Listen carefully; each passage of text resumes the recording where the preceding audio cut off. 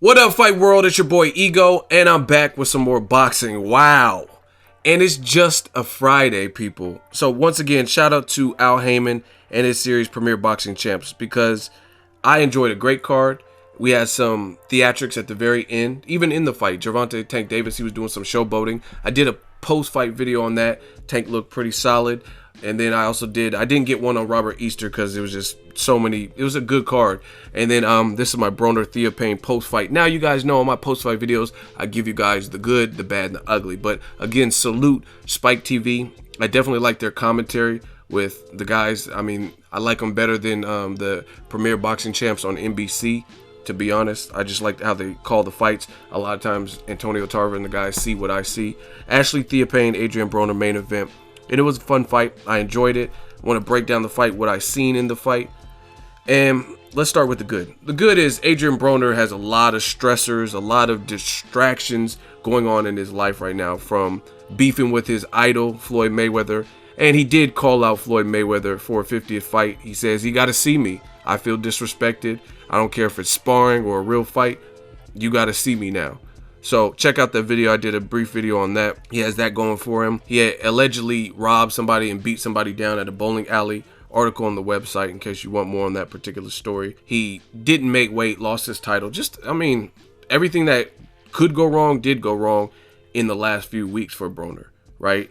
Your idol is saying like foul stuff. He did an interview with Fight Hype, things that are obviously offensive to you, and calling you a snake and an alcoholic, and are you a boxer, a rapper, or a porn star? I know that had to, I mean, obviously he called him out, so it had to hit him some type of way. Now let's talk about Broner Theophane fight.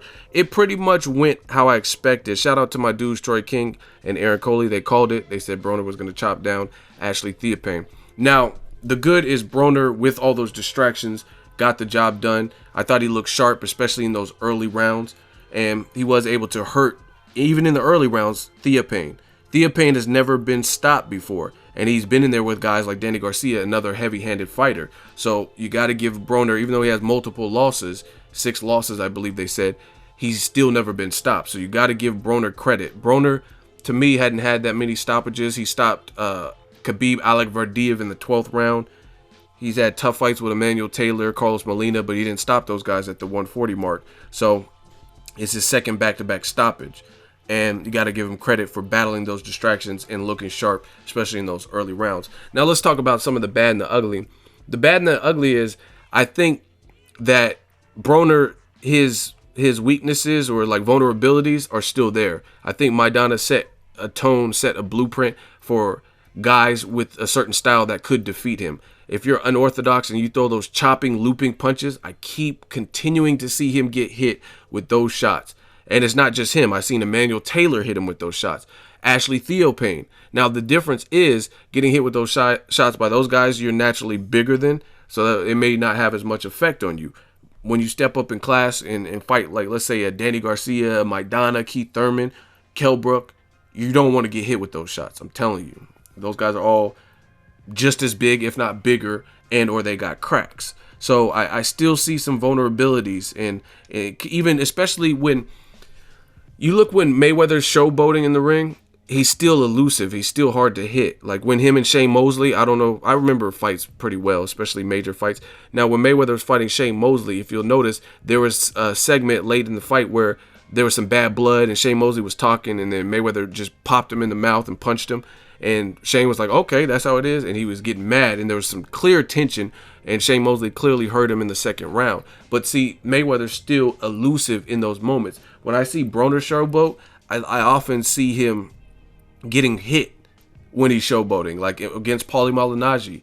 He was like, you can't hit me, you can't hit me. And Paulie's just punching with him and hitting him as he's saying, you can't hit me. Hey, B, you can't hit me. It just doesn't make any sense. Same thing with Theophane. Now, again, when you're in there with Malignaggi, Theophane's, Emmanuel Taylor, maybe those guys can't hurt you, but I still see Broner with big punchers. If they can land that chopping, looping punch, I still see it being a soft spot for his style. His feet are very wide and things of that sort. Also, he looked like he possibly could have got Ashley Theophane out of there earlier, but he wanted to play Marquez, aka a counter puncher, and in certain rounds, he put it this way. The first 5 or 6 rounds, I had Broner winning. I didn't give Theophane any rounds, right? And I thought he was looking sharp in there. He hurt Theophane. Theophane never went down. Showed you how game and tough he was. But I think Broner could have got the stoppage earlier, like a actual legit stoppage. But in those moments, you got to work on being a finisher. And I seen him do that in the light divisions, like with Jason Litzau and guys like that. He just pile it on. The ref's going to have no choice but to stop it, right? He sees the man getting hurt, knees buckling and stuff like that. But Broner, I don't know if it's a fatigue issue. I don't know if it's a style issue, but he doesn't pile it on, right? He's playing counterpuncher and still trying to pick his shot. So I think Broner needs to work on that as a fighter, knowing when to be safe and when to take that extra gamble, put your foot on the gas. And you know what I mean? No fighter wants to be in there longer than they need to be. You know what I mean? And the thing with it is, especially a guy who they said he was killing himself, trying to lose that 0.4 pounds and drained and things like that. You don't want the fight to extend because you never know what will happen to your body if you had struggles to make weight. So if you got your man hurt and you can clearly, I mean, it was clear to me from the first 5 rounds that Ashley Theophane wasn't the faster guy. He wasn't the bigger, stronger guy. He wasn't the more athletic or gifted combination puncher either. So since Ashley Theophane has like kind of like an old school worker type of mentality. He's just going to land his shots, and his eye was swelling up. And, you know what I mean? He's tough. He was tough and trying to get his shots off. But it was clear who had the superior edge in almost every category: athleticism, speed, power, sharper, flashier combination punching, and it was Broner. So I think he could have stepped on the gas a little bit more. That's one critique, one bad, if you will. And he was fighting, he kind of fought in spurts where he seemed to take some rounds off and things like that. But nonetheless, he got the job done. The ending, let's talk about the ending. That's the ugly. I'm going to save that for the ugly. That's the ugly to me. I thought the ref, I know everything's happening so fast. Theophane was clearly hurt. He possibly could have got stopped later, but given how he had never been knocked down throughout the fight and he had been hurt throughout the fight, and he was kind of slowly but surely, I think it was round 6 and 7 I gave to Theophane because Broner was being too economical and he was being outworked by Theophane. So given how the tide was subtly changing, I'm not going to say Theophane was going to knock Broner out or anything like that, but he was still in the fight and he had never been knocked down. And I think you could look in Theophane's eye. I watched the replay over and over again, and I understand everything's happening like that split second. But I think the ref could have did a better job in just looking into his fighter's eyes to see what was going on, because it was apparent once you watch the replay that Theophane wasn't waving like no mas or something, whatever the ref thought. If you looked in his eyes, he was still cognizant of what was going on. He was hurt. He was trying to gain some real estate, some space. But he was trying to notify, because Broner was bouncing on him and pouncing on him and landing stuff. He was trying to notify the ref that, hey, I got low blowed, and the ref stopped it. So possibly could have been inevitable that he would have got stopped anyway. But a guy that's never been stopped, he was doing fairly well in round 6 and 7 and slowly but surely working. You know, Broner missed weight.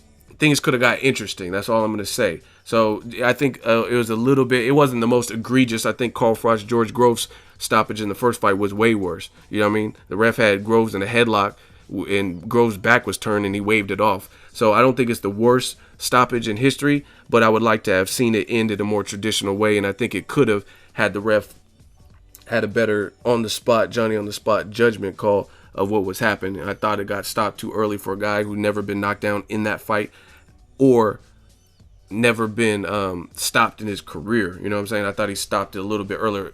I'm not taking anything away from Broner. He was clearly hurt, and again, he might have been able to pull the trigger and get him out of there regardless, but Theophane was responding to a low blow. Now, I got to go back to the good. I love, and I've been requesting this of Adrien BRONER, as he moved up to 40 and 47, I noticed he stopped doing some of the things that he was doing. I don't know if he got lazy, he's partying, not focused, I don't know. But he stopped doing some of the things that he would do at 130, 135, and I told people he's a vicious body puncher. And I think that set an early tone where he could take those rounds off later in the fight, round 6 and 5 and things like that, where he wasn't as busy because he was dumping some nasty stuff in that breadbasket, nasty, vicious body shots, really just chopping down Theophane. So it's a testament to how tough Theophane is and that he was game, because them body shots was looking nasty, and he never got knocked down or anything, and you could tell he was hurt from it. So overall, I think it's one of Broner's better performances, even though he has some things that he needs to work on, maybe outside of his life, not getting as distracted, moving up in weight. I still see some vulnerabilities. Overall, he looked sharp. He got the job done, and he made good on what he said he was going to do, and became the first to stop Ashley Theophane. So I thought it was a very solid performance, especially given the background story of what Broner's going through. And let me know what you guys thought of Ashley Theophane Broner. I enjoyed the whole card. Shout out to PBC. Shout out to Broner for the victory. And let me know what you guys want to see next. Do you want him to fight Mayweather? He called him out. He said he wants to fight Danny Garcia. A lot of great fights. I don't know if he's going to stay at 40, go to 47. That remains to be seen. Drop it in the comment section. Share the video. Like the video. As always, hate, comment, and subscribe. Till next video is Ego signing off. So if you enjoyed this video and want more content like this on the channel, you can show your appreciation by going to the PayPal donate button or the YouTube support button. And you can donate any amount that you feel is equivalent to the value of this video. Much more to come. Thank you guys for your support. Boxing Ego, the future of boxing.